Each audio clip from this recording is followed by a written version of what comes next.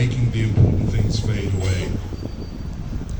We are here because we have seen mothers in Gaza running the gauntlet of drone fire to pick the remains of their loved ones so that their family pets do not continue eating them. This is the kind of hellscape the devil would look away from. And this is what we have seen in our lifetime, not in history books, on our phones. And we are told by the powerful few that we should just get on with it and look away. I want to recognize those that have refused to look away. The health workers, many of them Palestinian.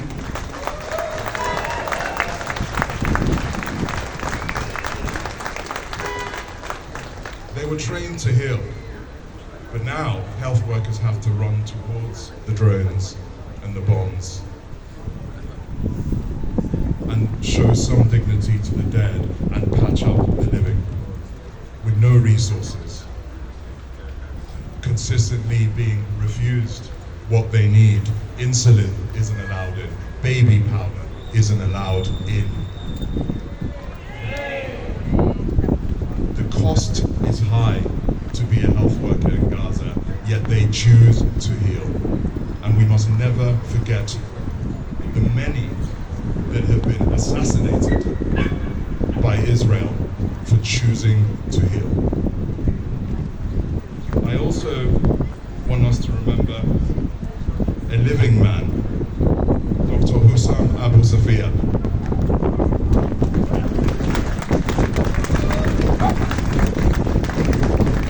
On the 27th of December this year, it will be 1 year since he was kidnapped. And we all remember that extraordinary image of him walking by himself towards an Israeli tank. We need him released yesterday.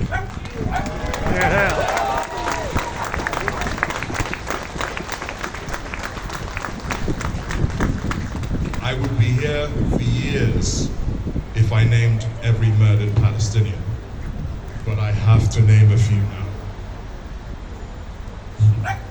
Fatima Hassouna, a young woman who does what I do. She holds a camera to bear witness. Murdered in April 2025 with 9 of her family members, including her heavily pregnant sister. Hin Rajab. I know her name has been tattooed into all of our consciousness. Let us hold the horror that this baby had to experience in our hearts and use it to force change in any way that we can.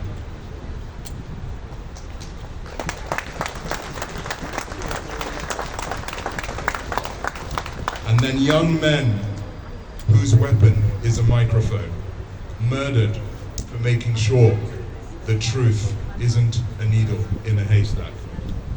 Anas al-Sharif, murdered August 2025. Hussam Shabat, murdered March 2020.